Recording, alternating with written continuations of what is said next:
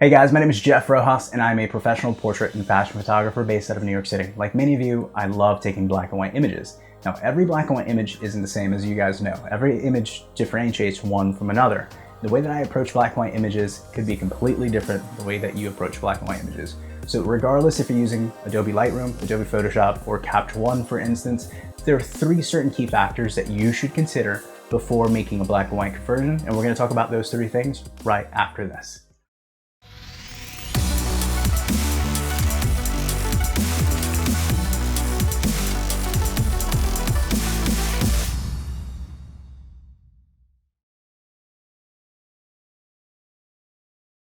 Now, the first thing you have to consider is your monitor, what you're editing on, the hardware behind what you're using to make your conversions on. So for example, on the go, I'm using my MacBook Pro. My MacBook Pro is really contrasty. If I'm on the go, I don't have access to a stand to tether my specific images to, let's say, the ASIO CG2420. I'm on the go, I use that MacBook. I know that it's super contrasty. I have to compensate for that. And there's no guarantee what the image is gonna wind up looking like, but it's the quickest way to make that conversion. But I have to kind of judge that based off of my experience with what it looks like in the final product. So when I'm editing in my editing room, I always make sure that it's a consistent workflow. The lighting is always the same. The brightness on my computer is always the same. That way I have consistency in photos throughout all of my portfolio. The second thing to consider is color casts. In this room, I have all gray neutral colors. And I do that because color casts are an important thing when you're doing black and white photography or color photography. Now, for those of you wondering why color casts play a huge important role in my black and white images, I add a tinge of blue. I add a tinge of blue to my image. It has a silvery effect that way. Not every specific photographer likes that, but it's something that I like as I'm creating my image for digital use. That's not the case for physical prints, but I add a tinge of blue to add to that silver tone. Now that tinge of blue can easily turn to more blue if I had red in this room, because I would overcompensate for that specific color.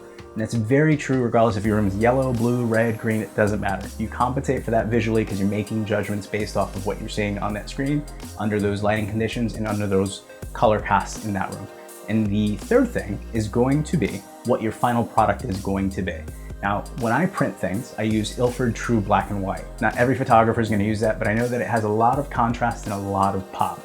So I have to make sure that my images reflect what that final product is going to be.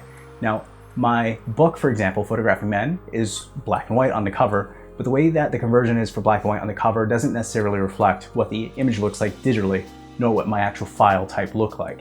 It's a specific black and white conversion for that specific cover. And I say that because every specific final product of what you're trying to showcase will be slightly different. If you choose to print things for a magazine, it might be different paper, different tonality compared to that if you're photographing things for digital use. So figure out what your final output's gonna be, figure out the paper type, what the inks are gonna absorb like in that specific paper, and consider that before you ever make that black and white conversion.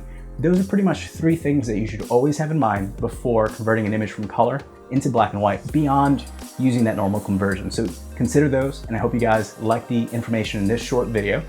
If you do, please subscribe to this channel, and also if you do, share it with your friends. Thank you guys for watching. You guys have a great day.